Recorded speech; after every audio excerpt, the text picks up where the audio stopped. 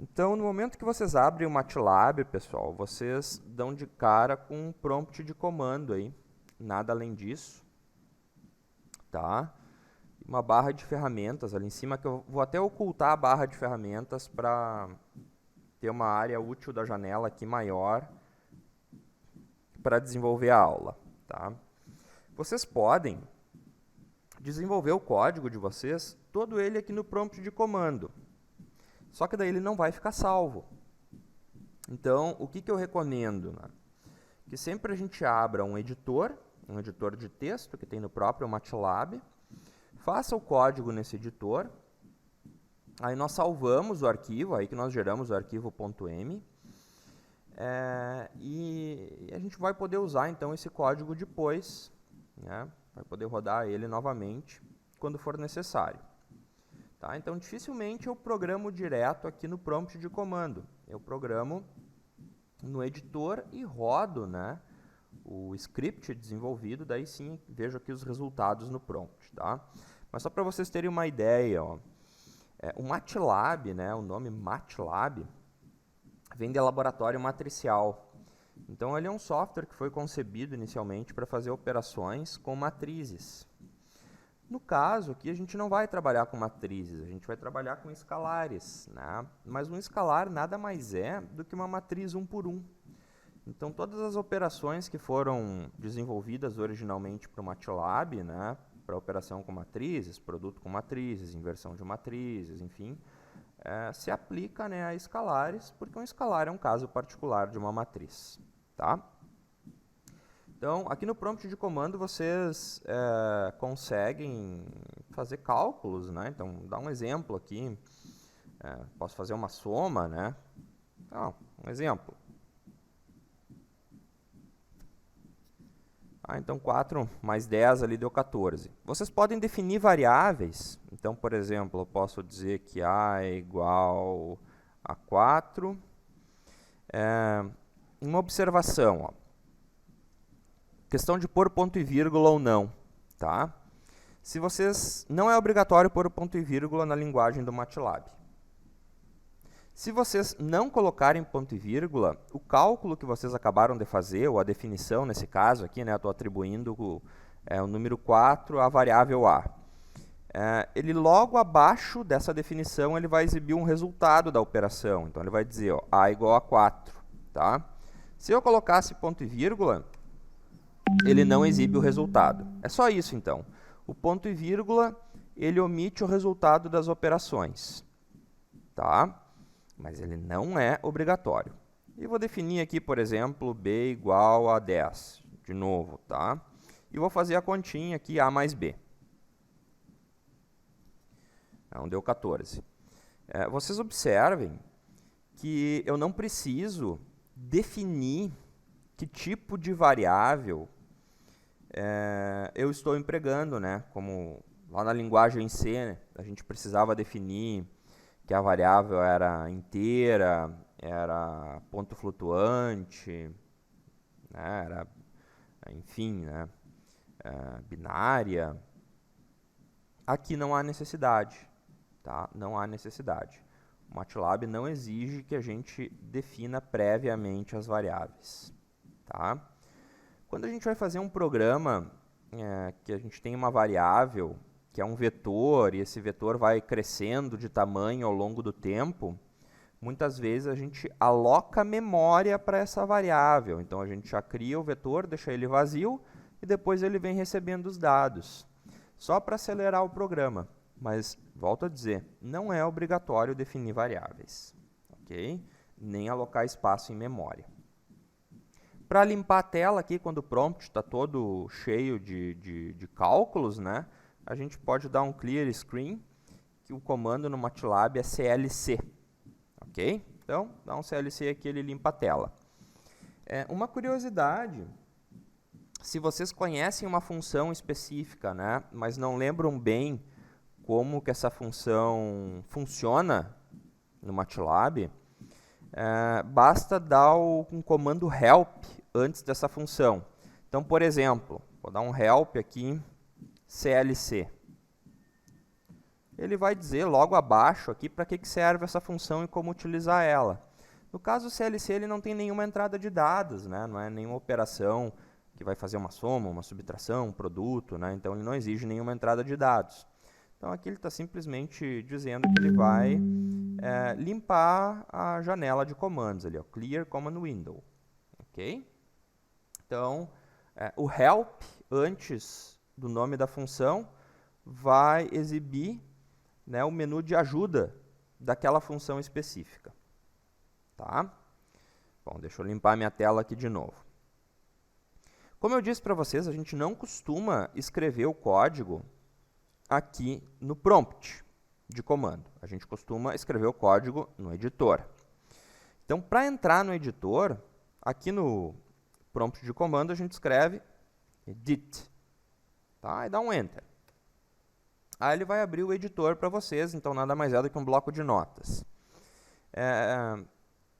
Provavelmente, em cada computador aí, esse editor vai aparecer num lugar diferente. Tá? Pode ser que o editor apareça aqui do lado direito, pode ser que ele apareça aqui embaixo, pode ser que ele apareça como uma janela separada. Tá? Depois vocês configuram o MATLAB da maneira como vocês mais gostam.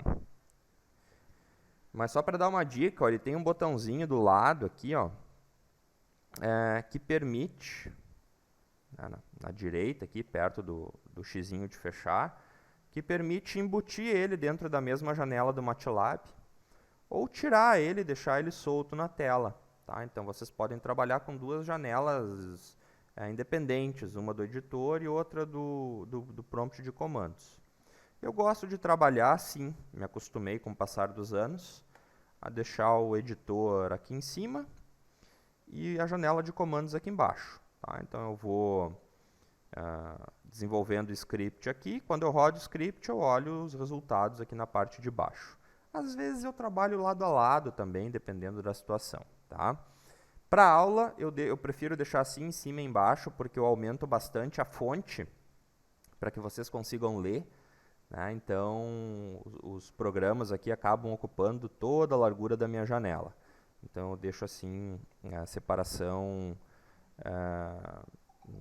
horizontal, né? O editor em cima e a janela de comandos embaixo.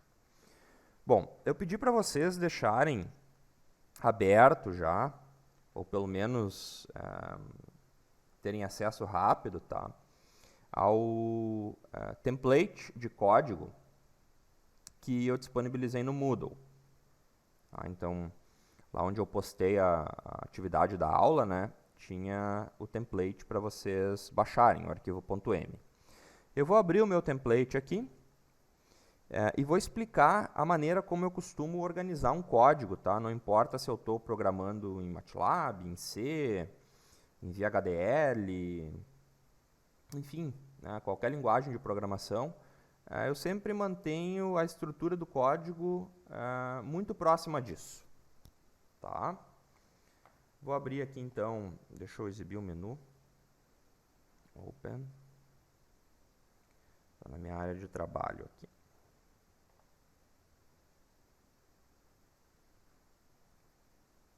Bom, então aqui, pessoal, está a estrutura básica de um código para qualquer linguagem. Tá? A particularidade dessa estrutura básica aqui com relação a outra linguagem que vocês venham a trabalhar é a maneira como se faz os comentários. Tudo isso que está escrito aqui na tela está comentado, tá? Então não vai rodar. Se a gente rodar o programa aqui no MATLAB, que é clicando em Run, ou apertando F5, tá? Eu uso o atalho, né? Eu costumo usar o atalho F5 para rodar o código. Na verdade, a gente tem dois atalhos. O F5 roda todo o código e o F8 roda só a parte do código que vocês selecionaram. Então, dá para selecionar algumas linhas do código e apertar F8. Tá? Agora, não lembro se é F8 ou F9. Daqui um pouquinho a gente vai descobrir. Tá? A gente vai rodar a parte do código para ver. Então, mas dá para vir aqui em Run sem problema nenhum. Tá? Bom, Para comentar no MATLAB, a gente usa o símbolo de %. Lá no C, para quem lembra, né, era // para comentar uma linha, ou /* e depois asterisco barra para comentar um bloco de código, né? Aqui no MATLAB a gente usa o %. Tá? E é fácil comentar, dá para selecionar o código, por exemplo, e clicar com o botão direito, e daí ele tem as opções aqui, ó, de comentar, que é Ctrl R, e descomentar, uncomment, que é Ctrl T. Tá? Então, comentar e descomentar ele já tem pronto aqui, então a gente pode selecionar um bloco de código e dar Ctrl R, que ele vai comentar todo aquele pedaço do código. Tá? Bom, em qualquer script que eu desenvolvo, pessoal, no cabeçalho do script, eu gosto sempre de colocar a identificação de quem está programando, se sou eu e mais alguém, tá? A versão desse script, então se é a primeira vez que eu estou desenvolvendo esse script, é a versão 1.0, costumo colocar a data da última versão, uma descrição do que esse código faz e também uma descrição sucinta das versões.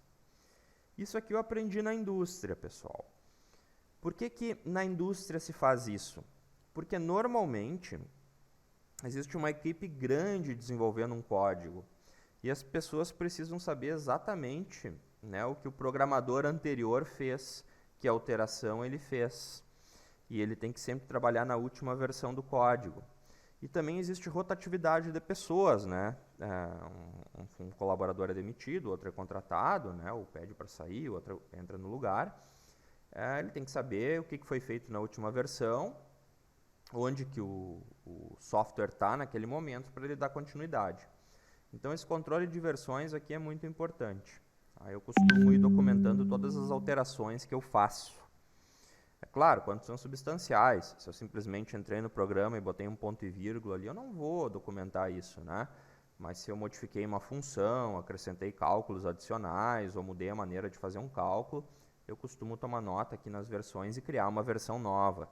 Então, eu vou tendo um histórico do programa, até caso de eu cometer algum erro, algum equívoco, estragar o meu programa, né? Eu tenho a versão anterior, tá? Bom, então hoje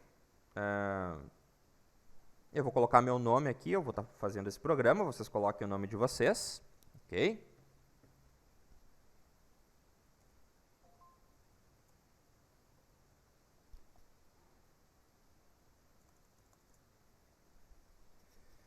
Versão 1.0, hoje é dia 7/4 de 2020.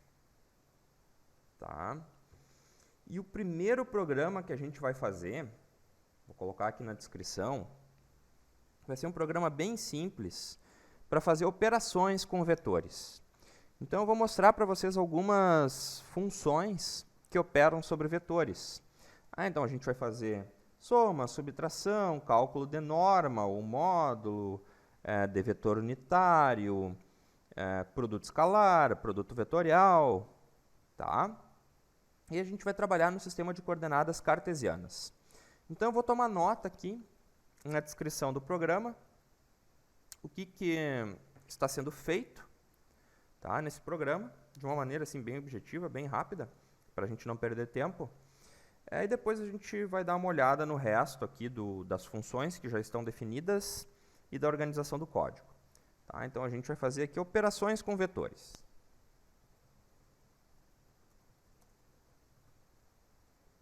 E nós vamos trabalhar no sistema de coordenadas cartesianas, tá? Ou retangulares, como queiram chamar. Ok?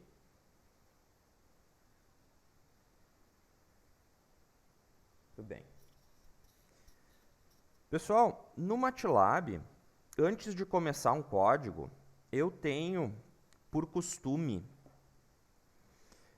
colocar essas 4 funções aqui, ó. Praticamente todos os scripts que eu escrevo, eu coloco essas 4 funções no início. Tá? O que elas fazem?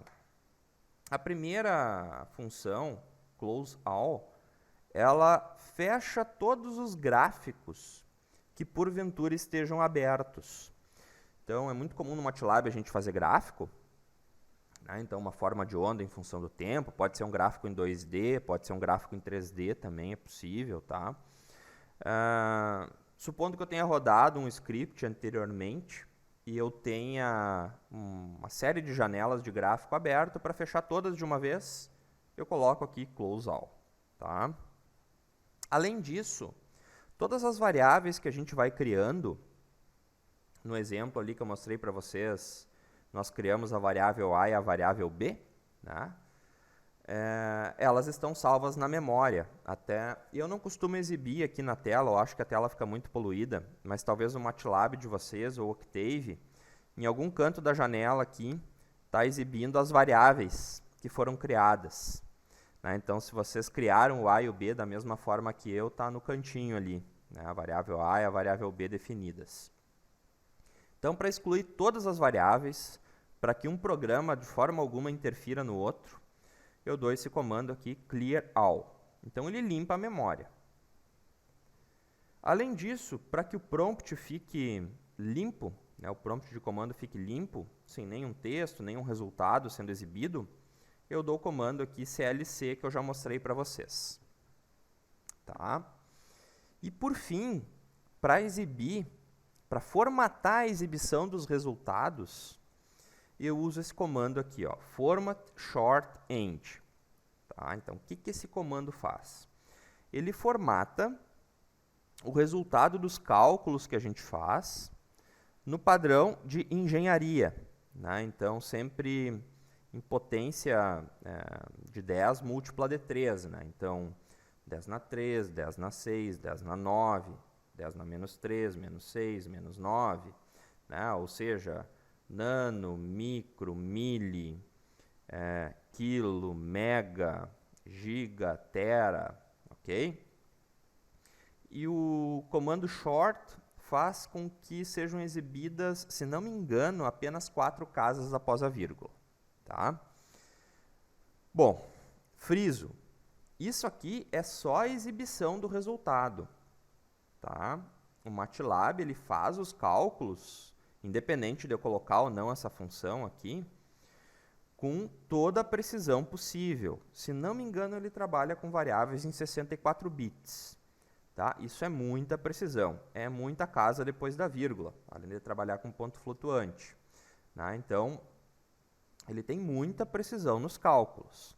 Isso aqui é só para exibir na tela a resposta de uma maneira mais compacta. Ok? Eu não tenho certeza se o Octave tem esse comando aqui, mas volto a dizer, ele não é obrigatório. Tá? Bom, como que eu costumo organizar um código, né, quando eu estou programando? Sempre que possível, nem sempre é possível, tá? Mas sempre que possível, eu divido o código em 3 grandes blocos. O primeiro bloco é o bloco de entrada de dados, onde o meu programa vai fazer uma interação com o usuário e vai solicitar os dados de entrada.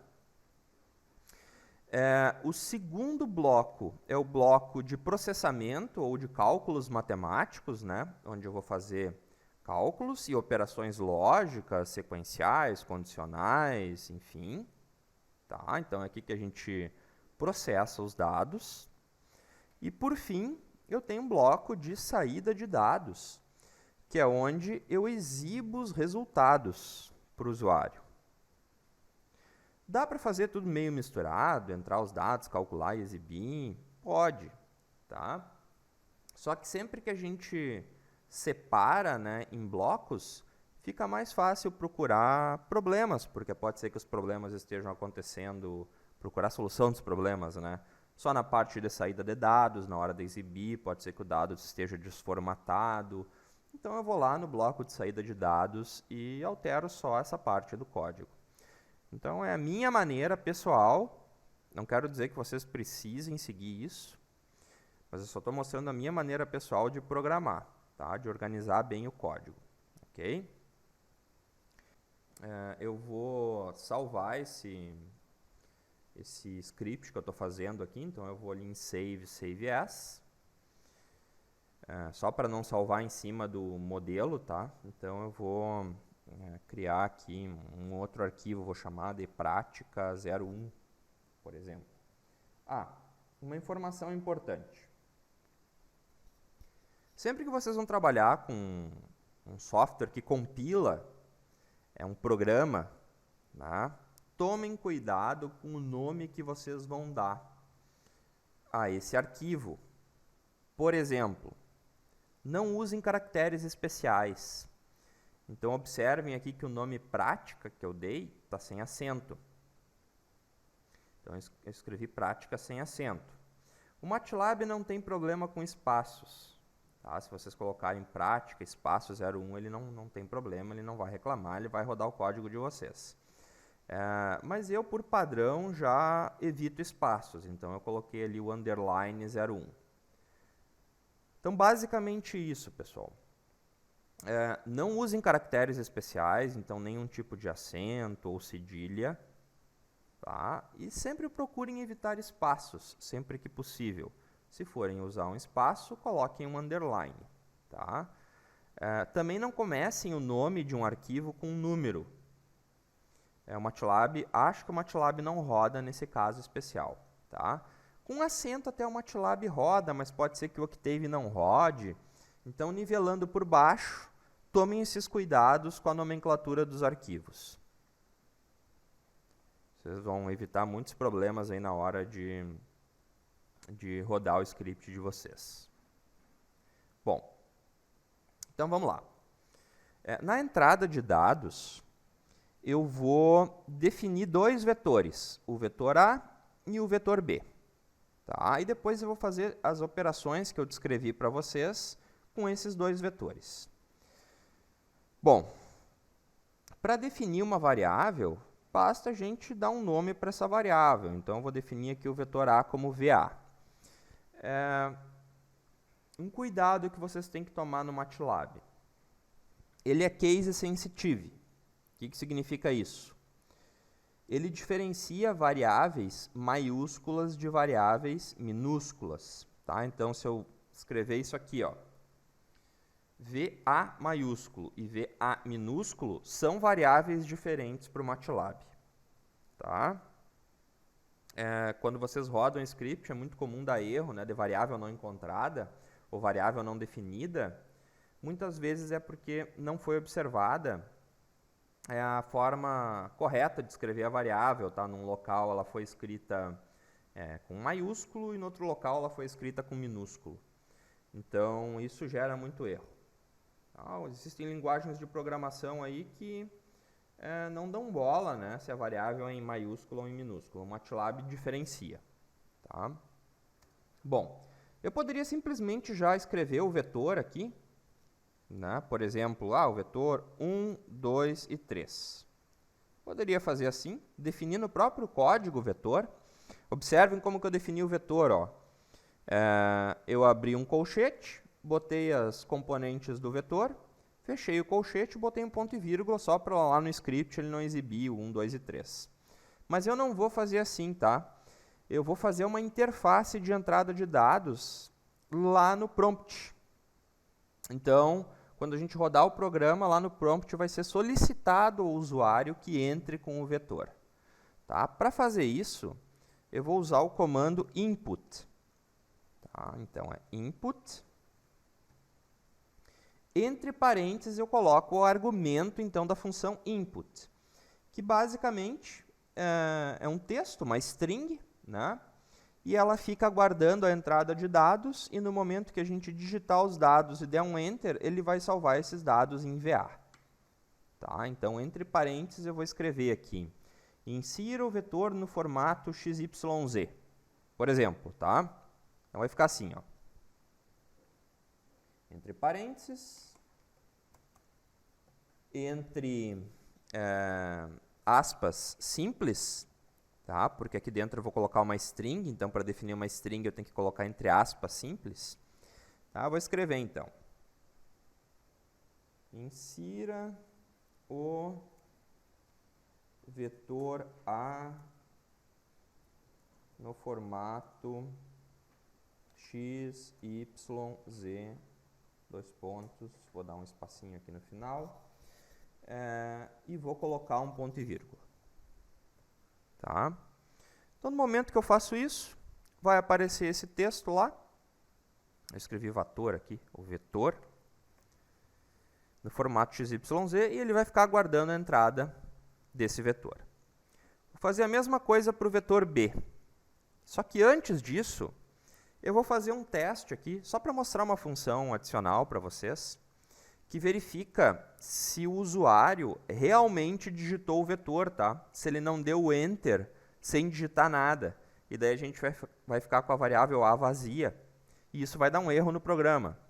Então, só para verificar se o usuário digitou alguma coisa, e caso ele não tenha digitado, para não dar erro, eu vou atribuir daí um vetor, por exemplo, o vetor nulo, para VA. Tá? Então, para testar isso, a gente usa a função isEmpty, né, que verifica se o vetor está vazio. Então, eu vou usar aqui um laço condicional, um if, e vou testar essa função isEmpty. Tá? Então, eu vou usar essa função. Então, vai ficar assim. Ó. No MATLAB, o if vem acompanhado de um end. Tá? Então, o if aqui em cima e o end aqui embaixo. Tá? E aqui em cima eu coloco a condição do if, e entre essas duas linhas eu coloco o que vai ser executado, tá? Se a condição for observada. Então, if isEmpty, essa é a função que testa se o vetor está vazio. E eu vou testar aqui o VA. Então, se o VA estiver vazio, o isEmpty vai retornar nível lógico 1 e eu vou entrar no if. Tá? Aqui dentro do if, então, eu vou definir o vetor A como sendo o vetor nulo. Uma observação. Vocês podem definir um vetor como primeira componente, vírgula, segunda componente, vírgula, terceira componente, ou simplesmente separar por espaço. Tá? O MATLAB ele interpreta do mesmo jeito. Tá? Se vocês colocarem ponto e vírgula aqui dentro, ó, daí ele já interpreta um pouco diferente. Vai continuar sendo um vetor? Sim. Só que a primeira componente está na primeira linha, a segunda componente está na segunda linha e a terceira componente está na terceira linha. Então, ele interpreta esse vetor como sendo um vetor coluna. Ok? Se a gente separar as componentes por vírgula ou por espaço, ele interpreta esse vetor como sendo um vetor linha. Tá? Então, pode ser um vetor coluna ou um vetor linha. Não faz diferença. Tá? Do ponto de vista de código, não faz diferença, desde que a gente saiba como esse vetor foi definido.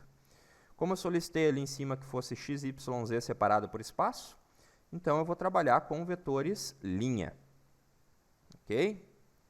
Então, feito o código para o vetor A, eu vou fazer o código agora para o vetor B. Eu vou simplesmente copiar o código do A e vou colar aqui para o B e vou só transformar em B. Eu vou copiar esse código, vou colar aqui e vou transformar em vetor B. Então, VB, input, insira o vetor B no formato XYZ. Aqui, infelizmente, não tem como pôr a flechinha em cima do B, né? Então, vai ficar o B sem a flecha em cima. E eu vou testar o VB aqui. Se o VB estiver vazio, eu vou atribuir o vetor nulo a VB. Ok? Salvar meu código. E eu vou rodar ele para testar se a entrada de dados está funcionando. Vou pedir que vocês façam o mesmo. Tá? Eu não sei se vocês já conseguiram digitar o código ou não, se eu preciso aguardar um pouco ou não. Se alguém precisa de tempo aí, eu não estou olhando para o chat, tá? Então abra o áudio aí e peça um pouquinho mais de tempo que eu aguardo. Eu vou deixar o código sendo exibido aí.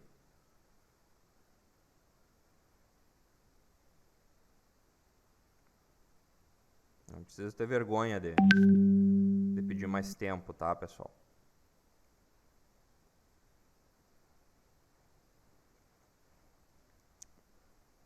Bom, Então eu vou rodar o código. Okay? Para rodar o código, é só clicar em Run ou dar F5. Então eu vou apertar F5 e vou rodar o meu código. Ele vai perguntar aqui se eu quero mudar de pasta, porque meu código, no caso, está na área de trabalho, não está na pasta padrão do MATLAB. O Octave, se não me engano, também faz essa pergunta. Tá? Então, rodou o código aqui. Ó. Primeiro texto que apareceu. Insira o vetor A no formato XYZ. Então, vou colocar aqui, por exemplo, o vetor 1, 2 e 3. Tá? Enter. Aí ele vai perguntar agora, insira o vetor B no formato XYZ. Eu não vou colocar nada.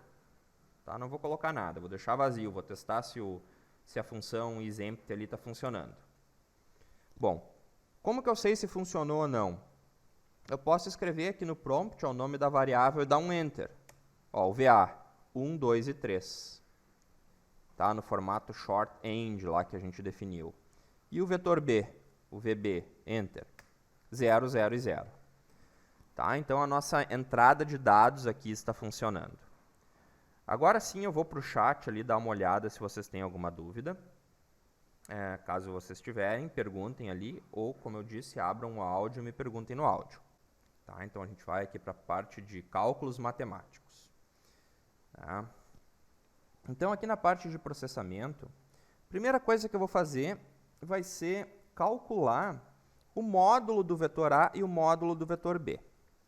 Tá? Vou mostrar para vocês como faz esse cálculo no MATLAB. Então, eu vou criar aqui uma nova variável, chamada VA_mod, por exemplo. Então, VA_mod. E a função para calcular o módulo de um vetor é a função norma, no caso, em inglês aqui, norm.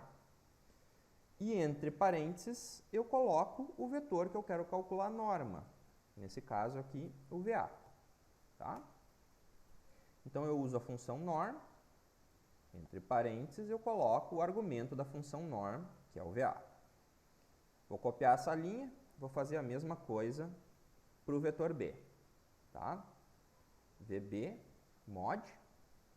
Vocês podem dar outro nome, tá? Não tem problema nenhum. Norm do VB. Observem que eu coloquei ponto e vírgula. Por que eu coloquei ponto e vírgula? Porque eu não quero exibir os resultados desses cálculos aqui lá no prompt por enquanto. Tá? Por enquanto eu não quero exibir os resultados. Depois eu vou exibir, mas eu vou formatar ele bonitinho antes de exibir. Bom, calculada a norma, eu vou calcular agora os vetores unitários. Tá? Então, como que eu calculo o vetor unitário que dá a direção e sentido do vetor A? Então, eu vou criar aqui o VA unit, por exemplo. Tá? O vetor A unitário. É só fazer o vetor A dividido pelo módulo do vetor A que a gente acabou de calcular. Tá? Então, eu pego o vetor A e divido pelo seu módulo. O MATLAB vai pegar as componentes do vetor A e vai dividir cada uma delas pelo módulo do vetor A. Ok? Também vou colocar ponto e vírgula. E vou repetir a mesma coisa para o vetor B. Então, o vetor B unitário vai ser o vetor B dividido pelo VB_mod. Tá? Então, eu calculei o vetor unitário do vetor A e o vetor unitário do vetor B. No script que eu vou, no código que eu vou postar para vocês no Moodle, tá? Todas essas linhas estão comentadas. Então, aqui ao lado de cada uma das linhas de comando, tá? Tem um %, né, para definir que aquela parte do código não é para ser compilada, ou seja, um comentário. E daí eu digo exatamente o que está sendo feito. Eu não vou fazer comentários aqui, porque eu estou explicando. E para não perder mais tempo, tá? Beleza. Agora eu vou calcular a soma entre dois vetores. Então, eu vou calcular aqui a soma. Soma é VA mais VB. Não precisa dar espaço ali, tá? Para colocar o sinal de mais. Eu dei espaço só para que vocês consigam ter uma leitura mais fácil aí, olhando em tamanho reduzido, né, no navegador. Vou fazer a subtração também. Então, vou chamar aqui de subtração. Vou subtrair VB de VA. Tá? Então, vai ficar VA menos VB. Agora, eu vou fazer o produto escalar e o produto vetorial entre A e B. O MATLAB tem funções para fazer produto escalar e produto vetorial. Tá? A função para o produto escalar, deixa eu só criar uma variável aqui, então. Vou chamar de prod escalar. Tá? Prod esc. Produto escalar. A função no MATLAB é chamada de dot, que vem de produto ponto. Tá? Então, eu coloco entre parênteses aqui no argumento da função dot os vetores que eu quero fazer o produto. Então, é VA, vírgula, VB. Então, o MATLAB vai pegar o VA e o VB e vai fazer o produto escalar entre eles. Então, a função dot é uma função que tem dois argumentos. Ok? Eu tenho que colocar aqui os dois vetores que vão ser multiplicados. No caso, o VA e o VB. Vou colocar ponto e vírgula. E eu vou fazer o produto vetorial também. Então, prod vet vai ser igual a função para o produto vetorial é a função cross, que vem lá do produto cruzado, né? Que a gente chama lá na definição do produto vetorial também. Então, é a definição aqui da função no MATLAB, tá? Produto cruzado, né? Cross. E essa função também tem dois argumentos, os dois vetores que eu vou multiplicar. Até se alguém tiver curiosidade, né, que o produto vetorial ele é anticomutativo, depois pode fazer o teste aqui, ó, mudar a ordem do VA e do VB, botar o VB antes do VA. O resultado vai dar um vetor com sentido oposto. Né? Então, vai ficar com todos os sinais, né, vão ficar ao contrário do VA-VB.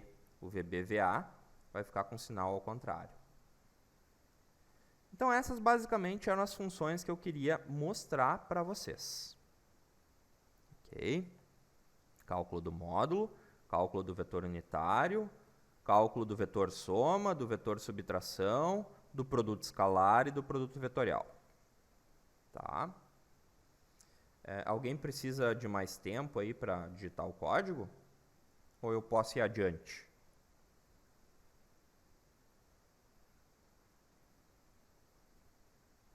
Bom, como ninguém se pronunciou, então eu vou adiante. Tá? Então, a gente vai para a terceira parte do nosso programa aqui, que é a saída de dados. Então, a gente vai fazer aqui a interface com o usuário para exibir os resultados. Ok? Aqui na interface de saída de dados, a gente vai usar uma função para exibir resultados, que é a função disp. Tá? Essa função ela pode tanto exibir um texto, no caso uma string, ok? Ou ela pode exibir também o valor de uma variável. Né? Então, eu posso exibir o valor que está salvo, por exemplo, na variável soma ou na variável subit. Tá? Então, ela tem essas duas possibilidades. Então, o que eu vou exibir primeiro aqui? É disp, entre parênteses, e entre aspas, simples. Tá? Eu vou colocar o texto. Módulo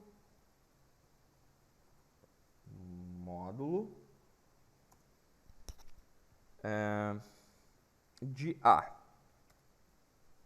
2 pontos. Tá? Vou botar um ponto e vírgula aqui no final. Na mesma linha, mas eu posso escrever na próxima linha também, não tem problema nenhum. É só por organização do código aqui, eu vou escrever na mesma linha, só para ficar visualmente aqui mais fácil de entender, tá? O que eu vou escrever aqui depois de colocar no display o texto módulo de A? Eu vou exibir o resultado do cálculo do módulo de A. Então, eu vou colocar aqui a função disp, e entre parênteses, eu vou colocar aqui o VA mod.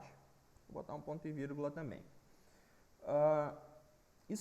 Essa segunda função poderia estar na próxima linha, tá? Não tem problema nenhum. Na verdade, se vocês quiserem fazer o código de vocês do MATLAB inteiro numa linha só, vocês podem. É só ir separando as funções por ponto e vírgula. Tá? Fazendo a mesma coisa para o vetor B. Então, disp, módulo de B, disp, VB mod. Então, ele vai exibir aquele texto ali e depois vai exibir o conteúdo da variável VB mod. Tá? Bom, dando continuidade. Agora eu quero exibir o vetor unitário do vetor A. Então, disp,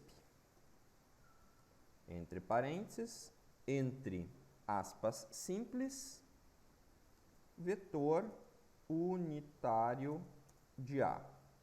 Observem que eu estou colocando tudo sem acentos, tá? O MATLAB ele aceita para texto acento, mas eu acho que o Octave ele buga. Pelo menos o caractere buga. Tá? Não que ele vai dar erro na execução do programa. Então, por padrão, aqui eu estou trabalhando sem acento. Então, vetor unitário de A. Vou colocar aqui ponto e vírgula. Disp. O vetor unitário de A é o VA unit. Ponto e vírgula. Vetor unitário de B. Tem um Ctrl+C e um Ctrl+V aqui. Disp VB unit. Tá? Bom, mesma coisa agora para soma e subtração. Então, disp. O que eu vou colocar de texto aqui, então? Vou escrever soma A mais B. Tá? Então, a soma de A mais B vai ser a variável soma, né, que nós definimos ali em cima. E agora a subtração, ou seja, A menos B, disp, subtração, ou seja, A menos B, vai ser a variável subit. Esse é o nome que eu dei, né? Subit, tá ali, ó. Subit. Muito bem. Vou exibir aqui, então, o resultado da soma e da subtração. E, por fim, o resultado do produto escalar e do produto vetorial. Tá? Então, de novo, disp, entre parênteses, entre aspas, produto escalar. Então, está sendo feito A pontinho B. Tá? Disp, né, que eu dei o nome da variável ali, prod.esc. Prod.esc. Vou copiar essa linha, vou colar de novo, e agora a gente vai calcular o produto vetorial. Então, é A x'inho B. Tá? Então, prod vet. Então, aqui, pessoal, a gente construiu, em linha de código, a interface de saída de dados do nosso programa. Ok? Eu vou deixar o código aqui um pouquinho mais para vocês olharem, tá? E tentarem reproduzir aí. E assim que vocês tiverem redigido todo o código, a gente roda e compara os nossos resultados, né? Vamos definir os mesmos vetores, VA e VB, e vamos comparar os resultados. Caso alguém tiver problema na execução, pode perguntar no áudio, perguntar no chat, se for necessário, compartilhe a tela, que a gente procura o erro, tá? E tenta resolver.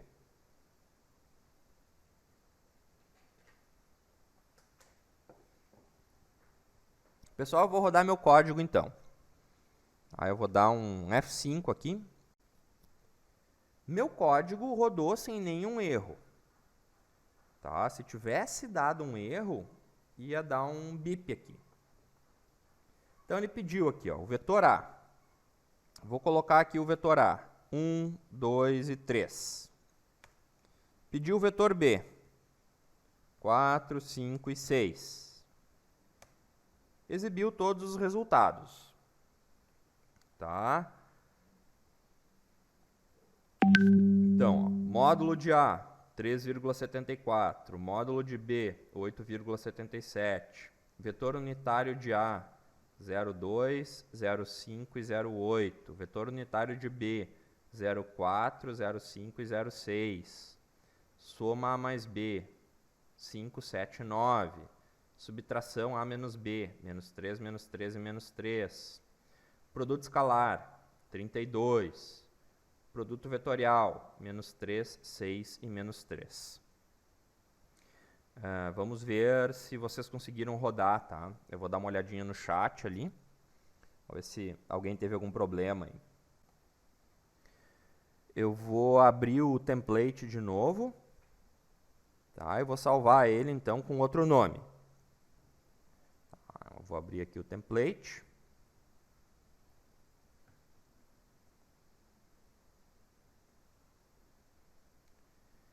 E vou salvar ele com outro nome.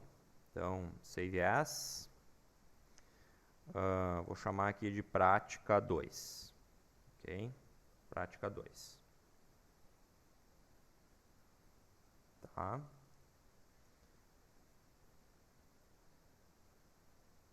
Vou dar um tempinho aí para vocês fecharem aquele script, abrirem o script novo, salvarem com outro nome. Daí a gente começa. Nesse segundo exemplo, eu vou fazer a conversão de um ponto entre sistemas de coordenadas. Tá? A gente pode entrar com ponto tanto no sistema de coordenadas retangulares ou cartesianos, cilíndrico ou esférico. E esse ponto vai ser convertido para os outros dois sistemas de coordenadas. Então, por exemplo, se a gente entrar com um ponto no sistema de coordenadas cilíndrico, esse ponto vai ser convertido para cartesiano e para esférico. E isso vale também para os outros sistemas. Tá? O nosso programa vai ter uma limitação bem fundamental, que a gente vai calcular essa conversão só para o ponto no quadrante x maior que 0, y maior que 0 e z maior que 0. Por que eu vou fazer isso? Só para ganhar tempo aqui na aula, tá? Porque se a gente fosse fazer em outros quadrantes, a gente tem 8 quadrantes possíveis, né? Se a gente fosse fazer em outro quadrante, teria que verificar se o ângulo que nós estamos calculando é o ângulo de fato que nós desejamos, o ângulo φ ou o ângulo θ, ou é o ângulo complementar. E daí a gente tem que calcular lá ele com relação a 180 ou 360, dependendo do caso. A gente viu num exemplo na aula, né? Eu resolvi um exemplo em que isso acontecia. Então, para evitar esse problema, esse programa ele vai resolver só para o primeiro quadrante. Mas vocês podem fazer para os outros quadrantes depois, só vocês vão ter que testar em qual quadrante que vocês estão. Então, vou ter que fazer no papel certinho para ver se tem que fazer o cálculo de algum complemento. Testar o quadrante e tomar cuidado, então, na hora de fazer o cálculo. Se vocês estão calculando o ângulo correto ou o complemento dele. Tá? Bom, então, o programador aqui sou eu. No computador de vocês é vocês. Versão 1. Hoje é dia 7/4/2020. Tá? E no código, nesse código, a gente vai fazer a conversão de um ponto. Conversão de um ponto entre os sistemas de coordenadas retangulares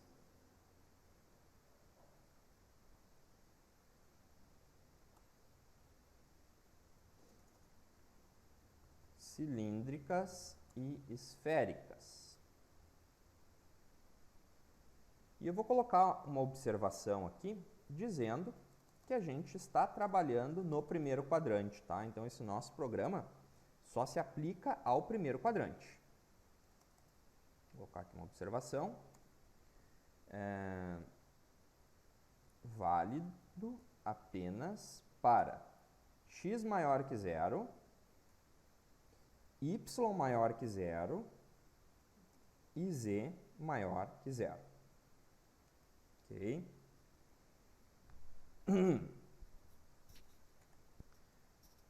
Aí nós temos as 4 funções básicas, aquelas, fecha todas as janelas, que por enquanto a gente não vai usar, exclui todas as variáveis que já estão definidas. Por exemplo, a gente está com as variáveis do programa anterior, todas na memória.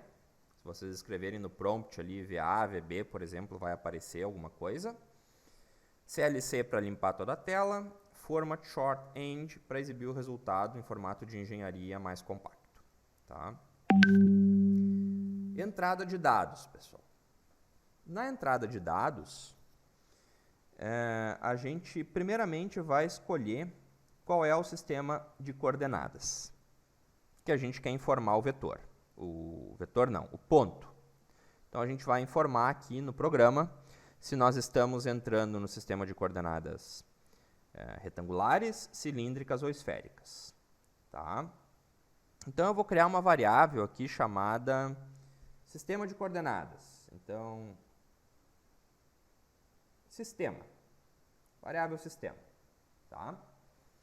Para a entrada de dados, eu vou usar a função input. Ok?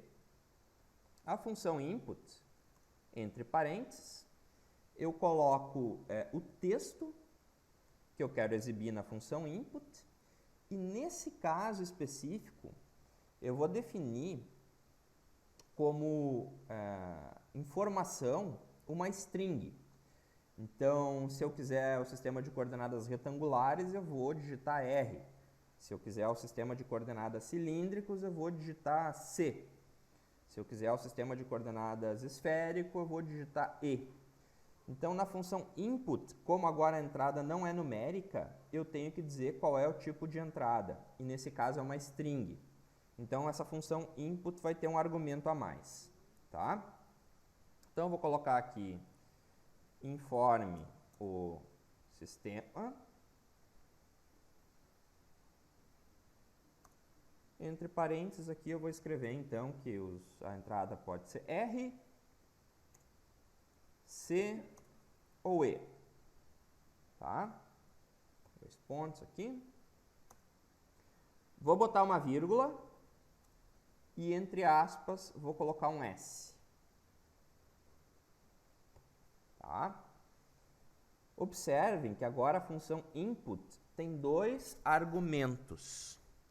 Ela tem esse primeiro argumento aqui, que é esse texto que vai ser exibido na tela. E ela tem esse segundo argumento, S, entre aspas, simples, para dizer que o dado que eu estou entrando é uma string. No caso, é um caractere, né? Que é uma string de um único elemento. Tá? Então, é um caractere, que vai ser o R, o C ou o E. Tá? Bom, como que eu sabia, né, que tinha que colocar esse S aí para entrada de uma string na função input? Eu dei um help input e li lá as instruções de uso da função input. E daí eu descobri que tinha que colocar um S ali, entre aspas, né, para um dado do tipo string. Bom, a gente poderia fazer alguns testes aqui, né? Supondo que o usuário dê um enter sem informar o sistema de coordenadas. Vai dar um erro mais para frente no nosso programa, porque a gente não definiu o sistema de coordenadas. Tá? Então, teria que testar se, por exemplo, a variável sistema está vazia, né? Is empty sistema. Outra coisa, se o usuário digitar uma letra que não tem nada a ver, sei lá, colocar aqui a letra L, né? Também a gente vai ter problema lá para frente quando a gente for testar qual é o sistema de coordenadas que a gente está. Então, no exemplo, no gabarito dessa aula que eu vou postar no Moodle, tem todos esses testes realizados. Tá? Então, eu testo se o sistema está vazio. Se está vazio, eu digo que é retangular, só para não dar erro. Eu testo também se o usuário entrou com uma letra nada a ver. Se ele entrou com uma letra nada a ver, eu digo que o sistema de coordenadas é retangular, para não ter nenhum erro. Tá? Então, para eliminar a possibilidade de erro na execução do código mais para frente, eu forço a ser o sistema retangular. Dá para forçar qualquer outro. Ok? Eu não vou fazer esses testes agora só para a gente não perder tempo, mas no gabarito lá, vocês estudem ele depois e vocês vão ver que tem esses testes de proteção, porque lembre-se, né, que sempre que vocês fazem um programa para algum usuário utilizar, e existe a possibilidade da pessoa entrar com dado errado, alguém vai entrar com dado errado. Isso sempre acontece.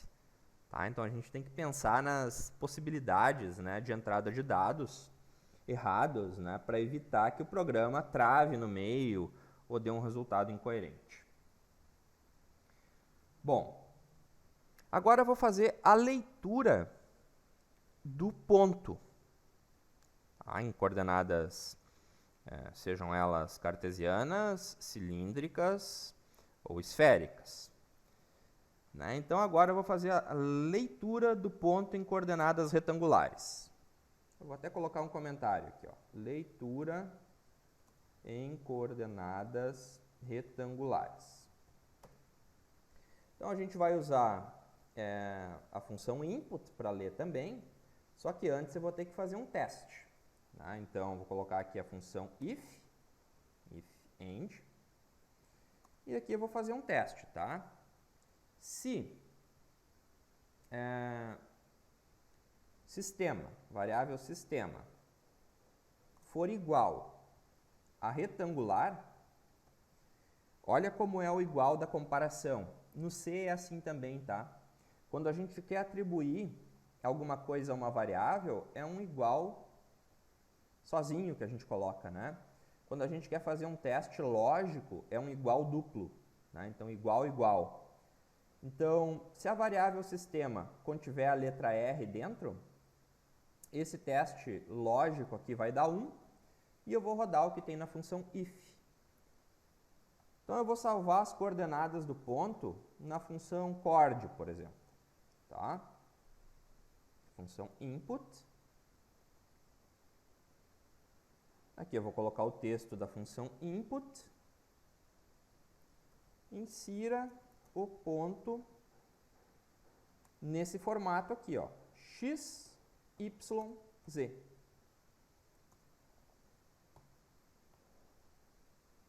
Tá?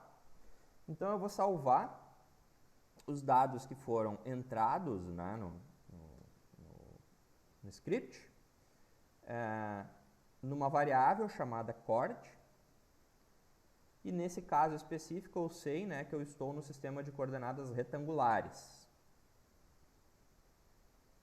Tá? Para coordenadas cilíndricas e esféricas é exatamente a mesma coisa. Então eu vou copiar esse texto aqui e vou colar aqui embaixo 2 vezes. E só vou mudar aqui algumas coisinhas. Então, leitura em coordenadas cilíndricas.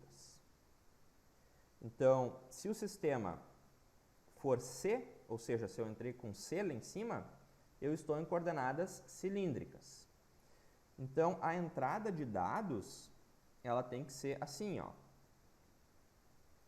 Rho,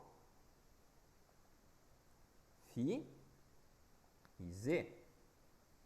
Isso aqui é só para o usuário saber, tá? Que ele está entrando com o raio, com o ângulo Φ e com a elevação Z. Lembrando que o Φ tem que ser em radianos.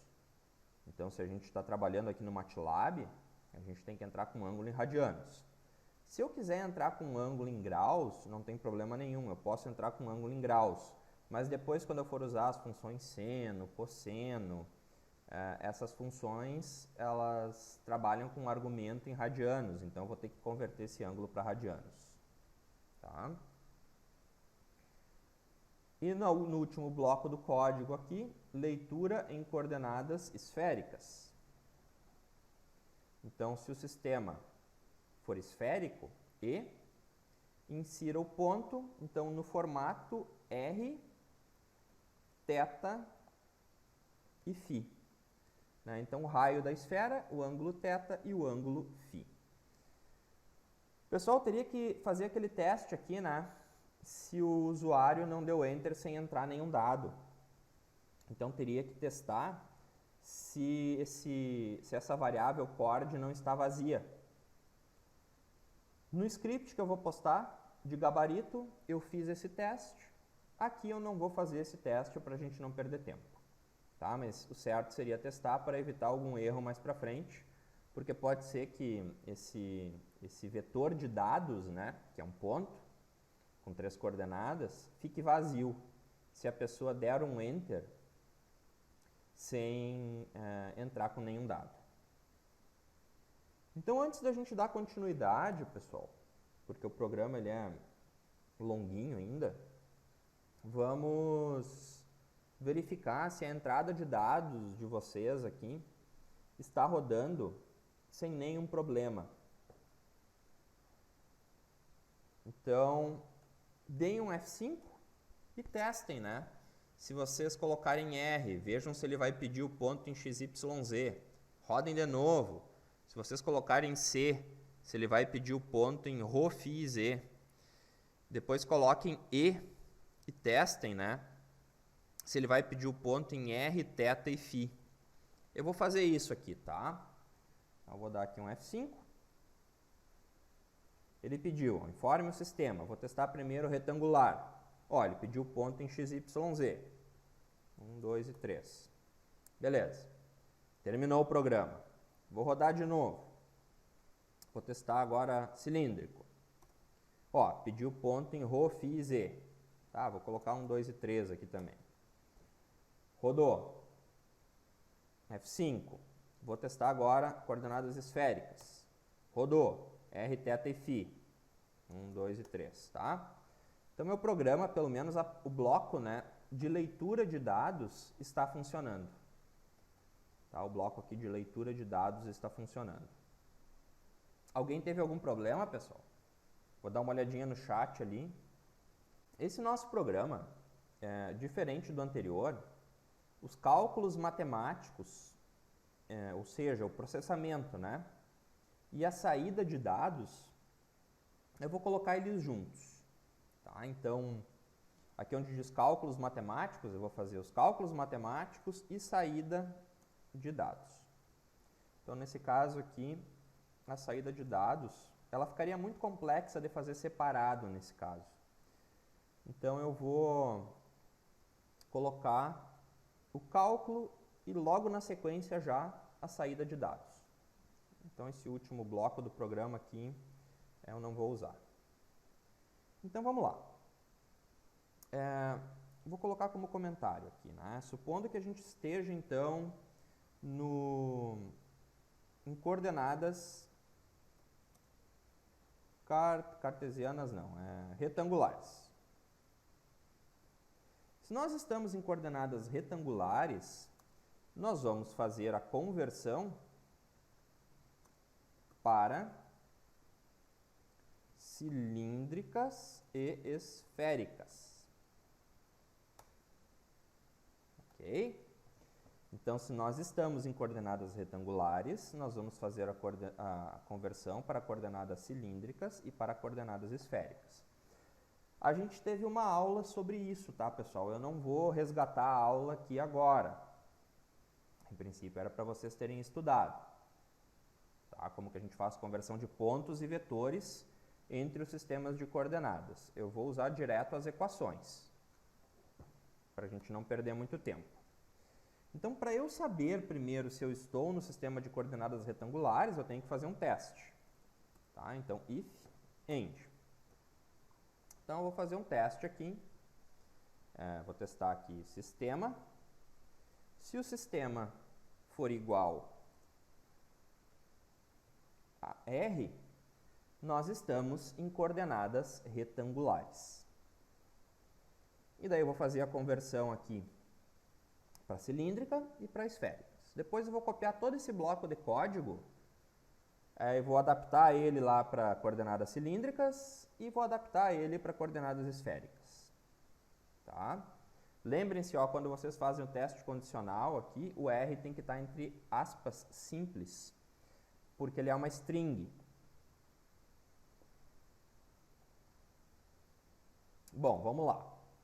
Então, aqui dentro da função if, a primeira coisa que eu vou fazer vai ser extrair os dados dessa variável chord.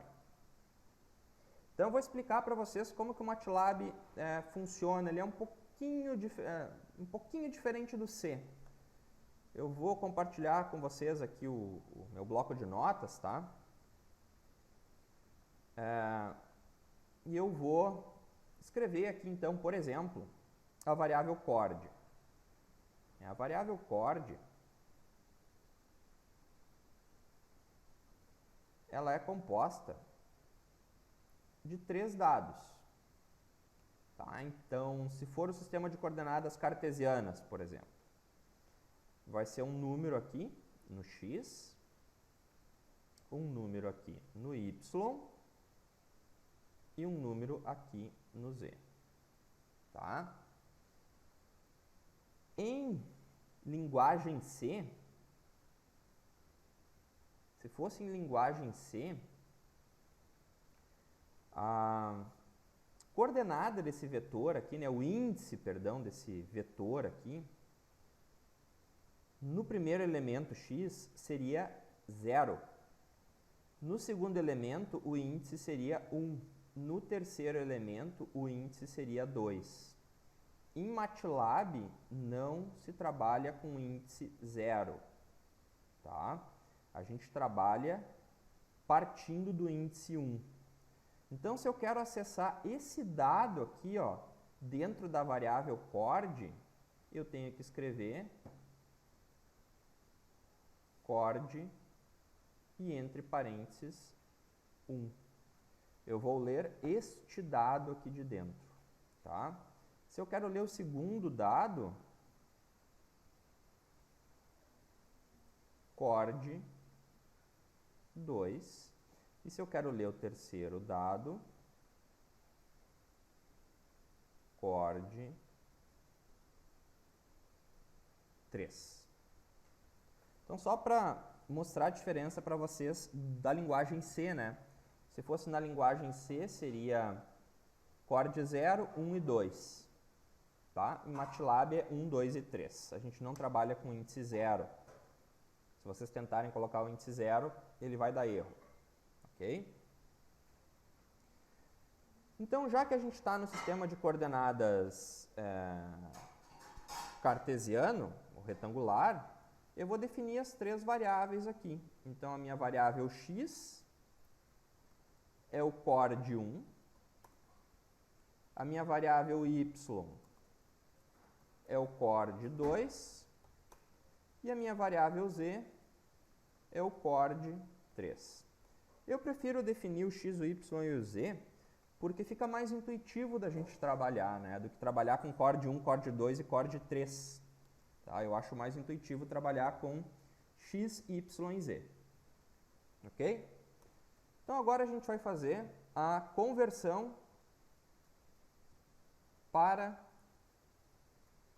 cilíndricas.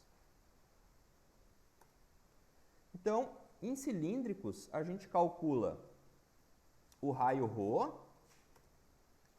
o ângulo φ e a elevação z. Tá? Então, como que a gente calcula o raio ρ, pessoal?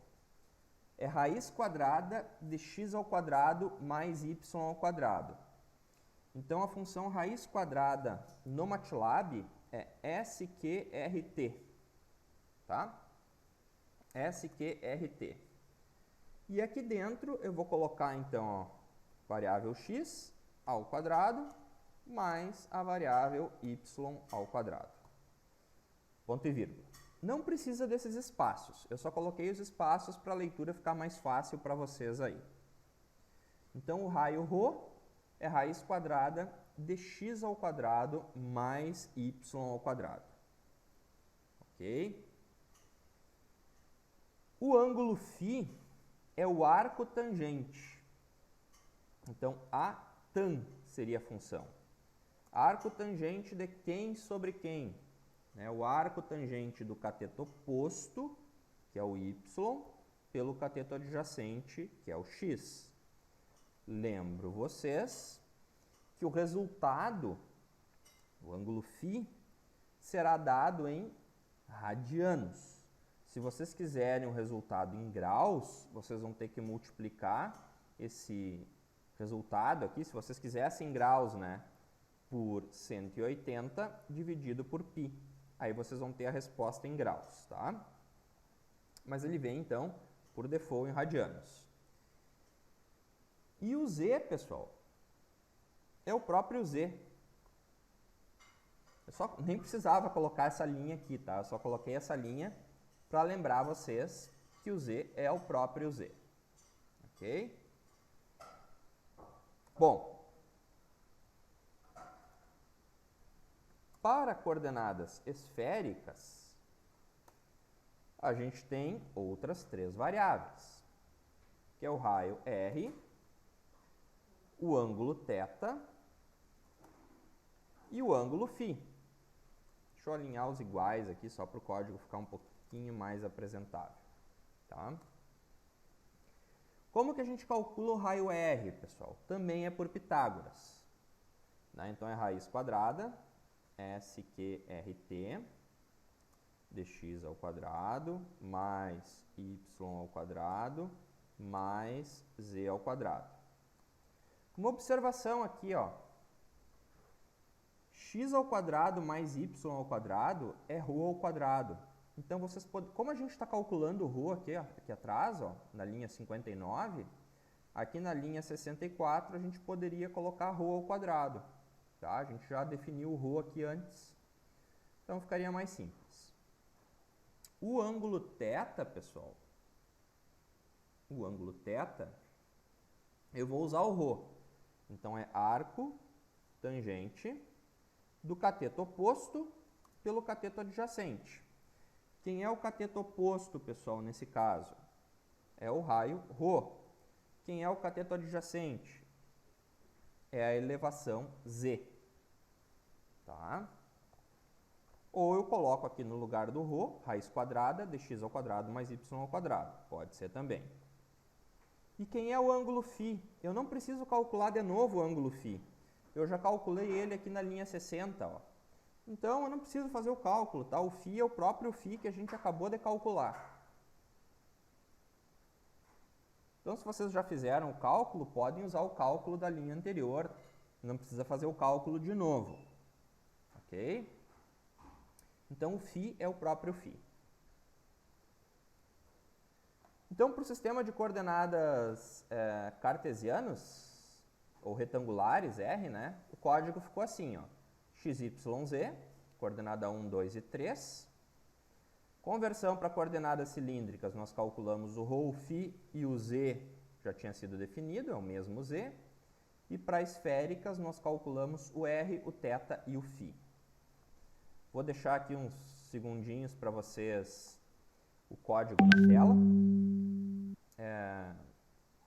Vou ver se vocês têm alguma dúvida, se vocês estão digitando ainda. E se não tiver nenhuma dúvida, a gente vai adiante para o sistema de coordenadas cilíndricas, supondo que os dados tenham sido entrados em coordenadas cilíndricas, tá? Antes de copiar todo esse bloco de código, faltou exibir o resultado. Lembrem, né, que eu disse que eu ia fazer os cálculos matemáticos e a saída de dados no mesmo bloco. Então, aqui, ó, eu vou exibir os resultados, tá? Ou só vou escrever assim, ó, resultados. Então, eu vou usar a função disp, tá? Colocando aqui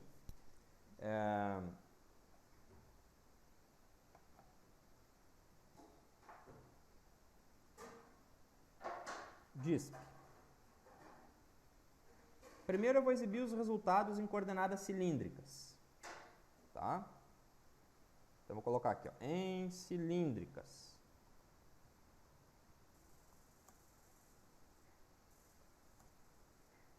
E vou colocar aqui o DISP de novo, para dizer aqui como são as coordenadas cilíndricas, né? Rho, Φ em radianos, Φ em radianos e Z. Então ele vai exibir esse texto em cilíndricas, Rho, Φ e Z. E daí, aqui no DISP, eu vou colocar o vetor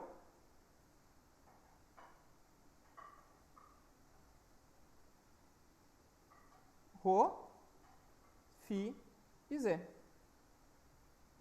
Então ele vai exibir os dados numéricos desse vetor aí, ó, Rho, Φ e Z. Tá? Em coordenadas cilíndricas, vai exibir aquele texto ali, e depois ele vai exibir o vetor numérico do lado, contendo o raio Rho, o ângulo Φ e a elevação Z. Tá? E para coordenadas esféricas, é praticamente aqui a mesma função. Vou copiar ela e vou colar. Então, em esféricas, nós temos o R, o θ, que também é em radianos, e o Φ, que é em radianos. Tá? E aqui na função DISP, nós vamos colocar então o R, o θ e o Φ.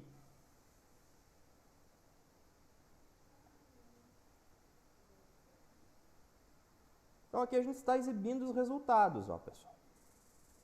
Em coordenadas cilíndricas, escrevi esse texto e vou escrever lá no prompt o vetor.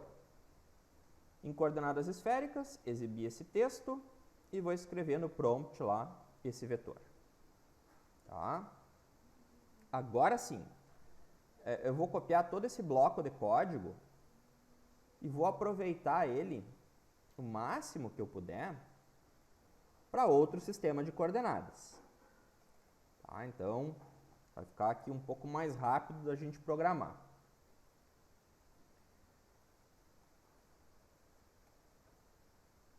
Beleza. Segundo sistema de coordenadas. Então, supondo que a gente tenha entrado com o ponto em coordenadas cilíndricas, a gente vai fazer a conversão para retangulares e esféricas. Tá? Coordenadas cilíndricas, conversão para retangulares e esféricas. Então, no teste aqui, ó, a gente tem que testar se é a letra C, de cilíndricas. Agora, as componentes, as coordenadas do vetor não são mais x, y, z. As componentes desse vetor, as coordenadas desse vetor em coordenadas cilíndricas são Rho, Φ e Z. Tá? Então, a coordenada 1 é o raio Rho, a coordenada 2 é o ângulo Φ, a coordenada 3 é a elevação Z. Aqui a gente vai fazer a conversão, então, para retangulares. Tá? Na conversão para retangulares, a gente vai calcular o x, o y e o z. Ok?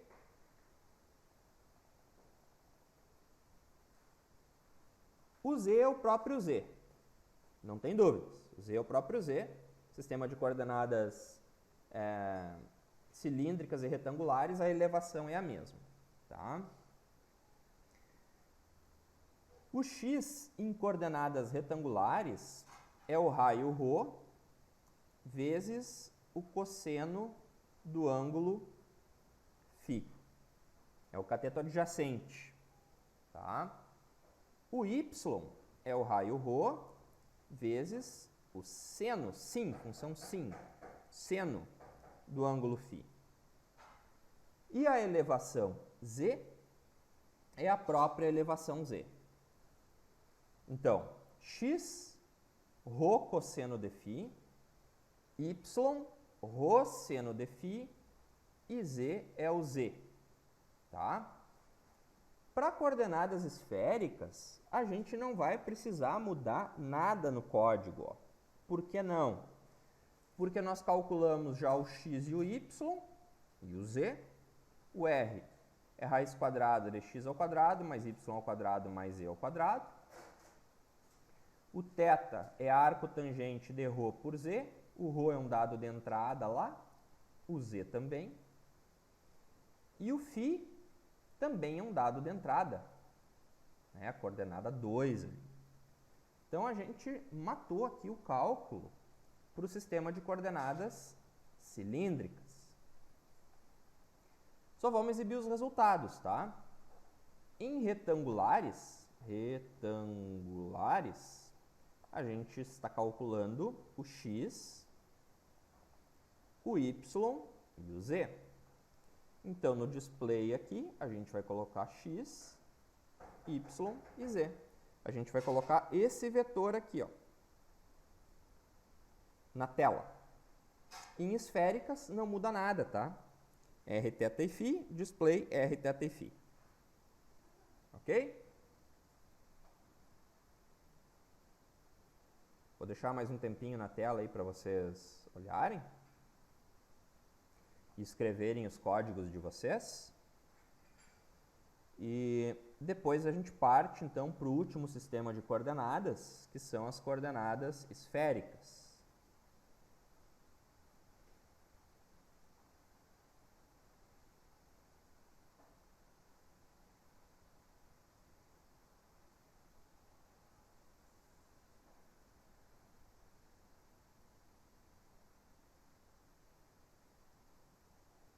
O que eu vou fazer agora, pessoal? De novo, eu vou copiar esse último bloco de código aqui que a gente fez e vou colar ele ali embaixo. Só que agora a gente vai fazer a leitura do ponto em coordenadas esféricas e converter para retangulares e cilíndricas. Né? Então, aqui o ponto está em coordenadas esféricas. E a conversão vai ser para retangular e cilíndrica. Tá? Então, se o sistema for esférico, então ele tem que encontrar aqui a letra E, né? A gente vai ler, então, as coordenadas desse ponto, no sistema de coordenadas esféricas, é o raio R, o ângulo θ e o ângulo φ. Então, a coordenada 1 é o raio R da esfera, a coordenada 2 é o ângulo θ, medido com relação ao eixo Z, e a coordenada 3 é o ângulo φ, medido com relação ao eixo X. Tá? Muito bem. Conversão para coordenadas retangulares. Dá para aproveitar um pouco desse código aqui, tá, pessoal? Se vocês lembrarem como que a gente calcula o raio ρ, em coordenadas cilíndricas partindo de coordenadas esféricas, tá? Vocês vão ver que o raio ρ, ele é calculado por R vezes seno de θ, tá? Então, eu calculei o raio ρ como se fosse da esfera, que é a projeção do raio R lá no plano XY, tá? No plano horizontal, e depois multipliquei pelo cosseno de φ para achar a coordenada x. Então, esse R seno de θ vai aqui embaixo também, ó, onde tem o ρ. R seno de θ, calculei o raio ρ, multipliquei por seno de φ, calculei a coordenada y. Tá? E a coordenada z, nesse caso, é simplesmente R que multiplica cosseno de θ. Tá? O raio R, a elevação z, e o raio ρ do cilindro formam um triângulo retângulo. Okay? Onde o ρ é o cateto oposto, por isso que a gente multiplica por seno de θ, e a elevação z é o cateto adjacente, por isso que a gente multiplica por cosseno de θ. Então, convertemos para retangulares. Para converter agora para cilíndricas, a gente vai calcular aqui o ρ, o φ e o z. Né? Deixa eu apagar esses códigos aqui.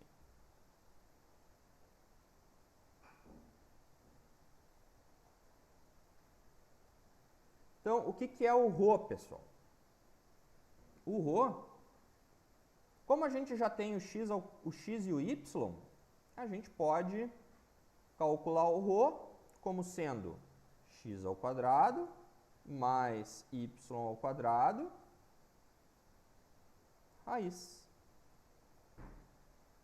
Observem, já que eu fui para o sistema de coordenadas retangulares, eu posso usar as informações do sistema de coordenadas retangulares para calcular o sistema de coordenadas cilíndricas. Eu não preciso obrigatoriamente sair do esférico e ir para o cilíndrico. Posso, mas não é obrigatório, porque eu já calculei o retangular, então se eu sei o retangular, eu vou do retangular para o cilíndrico. Como é que eu calculo o ângulo φ, pessoal? O ângulo φ é o arco tangente do cateto oposto, que é o y, pelo cateto adjacente, que é o x. E como que eu calculo a elevação z?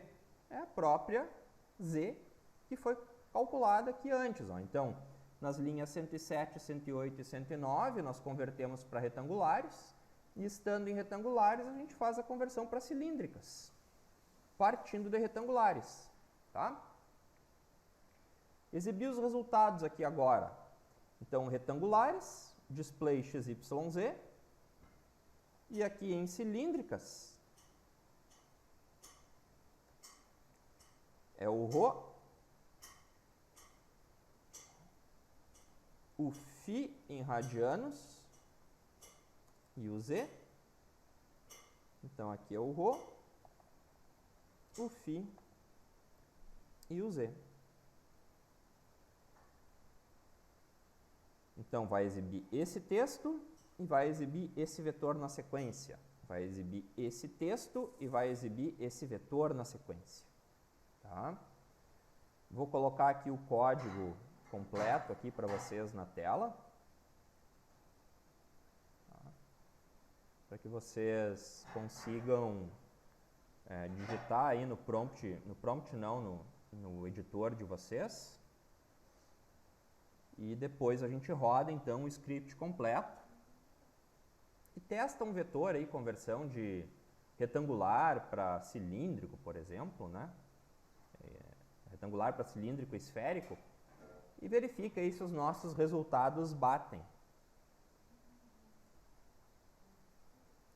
Depois vocês podem pegar esse mesmo resultado e testar convertendo de volta, né, para retangular, por exemplo. Tem que dar a mesma coisa.